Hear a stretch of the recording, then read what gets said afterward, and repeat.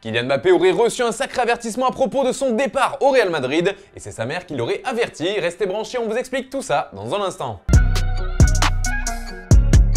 Foot.fr, fournisseur officiel de football. Bonjour à toutes et à tous et bienvenue dans ce nouveau JT Foot Mercato. Kylian Mbappé va-t-il partir ou non au Real cet été? C'est la question qui fait réagir tout le monde en ce début de Mercato et pour l'instant c'est le flou qui règne.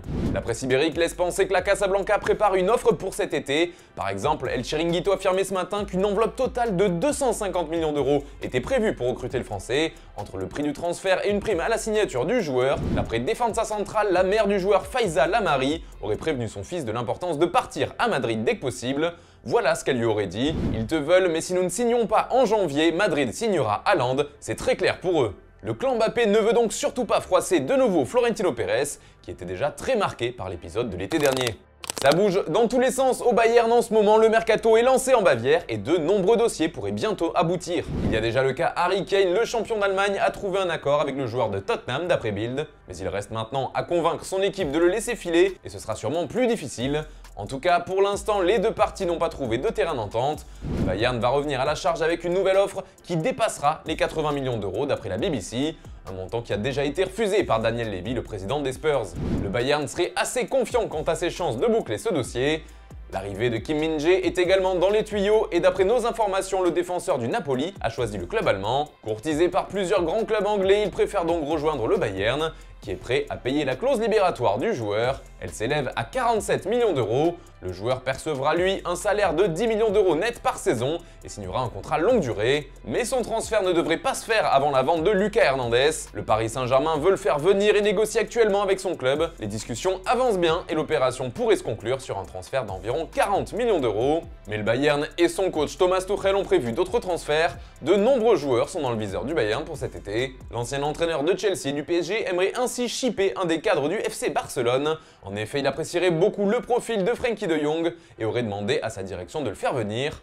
Petit que le Barça ne semble pas vendeur. Reste à savoir si le club catalan craquera ou non en cas d'offre alléchante. Mason Mount est également pisté par les Bavarois. Alors que Manchester United est en échec sur ce dossier, le Bayern souhaiterait en profiter. Mais là encore, c'est le club du joueur qui bloque. Pour l'instant, Chelsea réclame environ 75 millions d'euros en échange de l'international anglais. Les Munichois surveilleraient également Federico Chiesa annoncé sur le départ de la Juventus. Enfin, d'après Bild, 3 autres noms figureraient aussi dans la liste de Thomas Tuchel, mais ils sont peut-être un peu plus inattendus. Il y a d'abord Calvin Phillips qui n'a jamais vraiment réussi à s'imposer sous la direction de Pep Guardiola. Autre milieu de terrain apprécié par Thomas Tuchel, c'est Ibrahim Sangaré. Le joueur du PSV Eindhoven a l'avantage d'être disponible pour une somme abordable, environ 35 millions d'euros. Et enfin, le dernier nom évoqué par le quotidien n'est autre que Youssef Attal.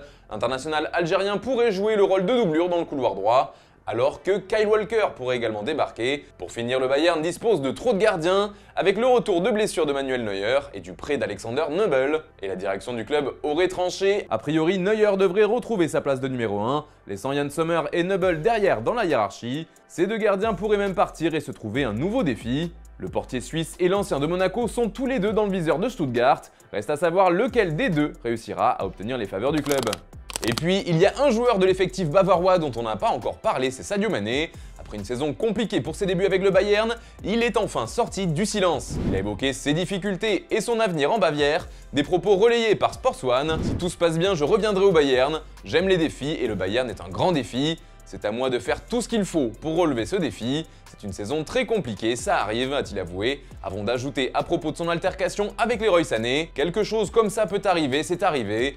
Nous avons pu résoudre ce petit problème. Parfois c'est bien de résoudre les problèmes, mais peut-être pas de cette façon. C'est derrière nous maintenant. Mané préfère donc oublier cette première saison et se tourne maintenant vers la suivante. Et ça nous amène à la question du jour les amis, est-ce que vous validez le choix de Mané de rester au Bayern Munich? Comme d'habitude, donnez-nous vos avis en commentaire et on en reparlera demain. Hier, on vous demandait quel joueur libre vous faisait le plus envie pour votre club et vous êtes un peu partis dans tous les sens. On a vu du Firmino au PSG, du Asensio vers Manchester United et même Isco du côté du FC Nantes. Et puis, c'est officiel, l'AC Milan a enregistré une nouvelle recrue au poste de gardien de but. Le club lombard l'a annoncé ce mercredi, il s'agit de Marco Sportiello, qui évoluait à l'Atalanta. Il est désormais lié à Milan jusqu'en 2027. Et puis toujours en Italie, Andrea Pirlo est le nouvel entraîneur de la Sampdoria. L'objectif sera certainement de faire remonter l'équipe en Serie A. Pirlo a signé un contrat de 2 ans. Enfin, Manchester City tient sa première recrue. Les Sky Blues ont enregistré l'arrivée de Mateo Kovacic, qui s'est engagé pour les 4 prochaines saisons avec le champion de Première Ligue. Son transfert est estimé à 40 millions d'euros.